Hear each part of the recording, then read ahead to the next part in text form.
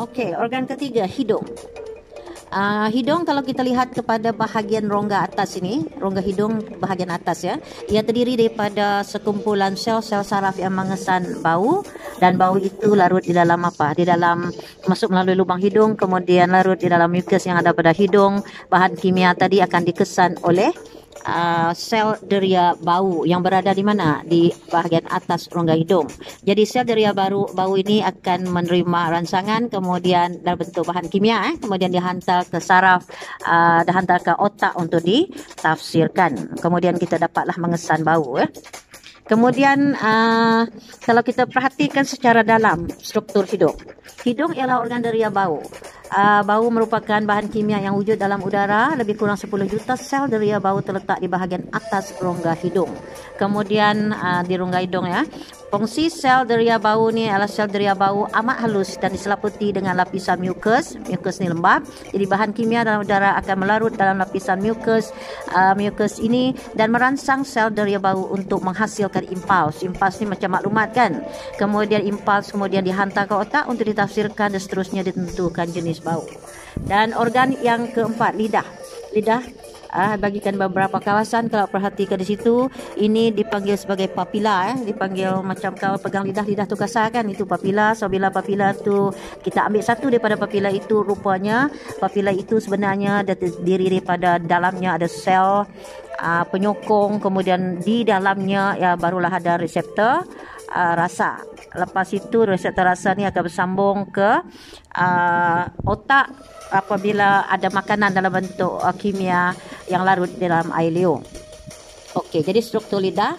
Lidah ialah organ deria rasa, terdapat bintil kecil yang dikenali sebagai papila pada permukaan lidah. Di permukaan papila pula dilapisi oleh beratus-ratus tunas rasa di dalamnya. Jadi setiap tunas rasa pula mengandungi 10 hingga 50 reseptor rasa. Reseptor rasa ini dapat mengesan 5 jenis rasa, iaitu manis, masin, masam, pahit dan satu lagi yang dipanggil umami. Umami umami. Jadi apa dia umami? Dikelaskan sebagai rasa asas kerana terdapat reseptor rasa yang dapat mengesan rasa umami sahaja. Hal ini sama bagi rasa asas lain seperti manis, masin, masam dan juga pahit. Apa dia rasa umami? Rasa umami ini dikaitkan dengan rasa lazat seperti rasa daging dalam sup atau rasa bahan penapaian seperti keju, cendawan atau monoglutamate ataupun ajinomoto. Itulah rasa yang dapat dikesan oleh umami. Kemudian apa fungsi tunas rasa? Semasa makanan dikunyah, sebahagian atau semua bahan kimia dalam makanan tadi lazimnya melarut di dalam air liur. Di bahan kimia terlarut ini akan meresap ke dalam tunas rasa melalui liang yang merangsang reseptor rasa di dalamnya untuk menghasilkan impuls saraf. So, impuls saraf kemudian yang dihantar ke otak ditafsirkan sebagai rasa manis, masin, masam, pahit, umami atau kombinasi rasa asas. Rasa-rasa ada 5 rasa tadi kan? Kombinasinya. Dan organ terakhir, kulit.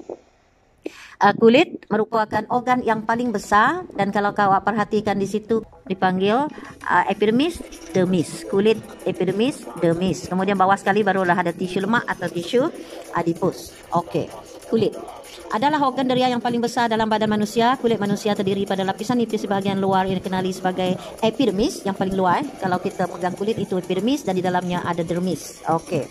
Kemudian kalau struktur kulit selalunya kita lihat seperti ini. Kulit mempunyai 5 jenis reseptor. Apakah reseptor yang ada ni? Nas, sakit, pressure. Reseptor pada kulit dirangsang, impuls saraf dihasilkan lalu dihantar ke sistem saraf otak untuk ditafsirkan menghasilkan gerak balas yang sesuai.